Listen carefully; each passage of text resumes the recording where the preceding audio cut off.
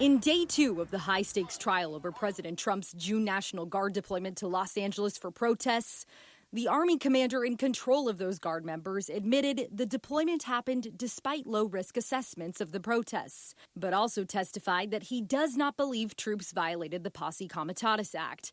That's the 1878 law at the heart of this case, which largely prevents the military from acting as civilian law enforcement. Our founders determined at this country's birth that a federal government should not have the authority to deploy troops against its own citizens.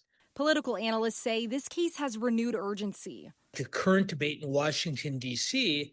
takes the fight between Newsom and Trump and moves it from a California-based argument to one with national implications. In court, the state's attorneys showed images like these of soldiers lined up in L.A., arguing this shows troops illegally took on local law enforcement duties like forming a perimeter.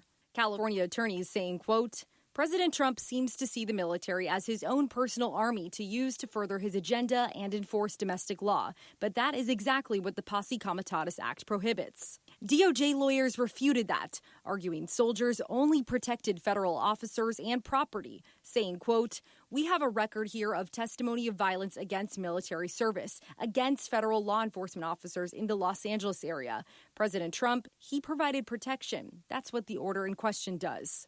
The law says a president can federalize the National Guard under certain emergencies, like a rebellion.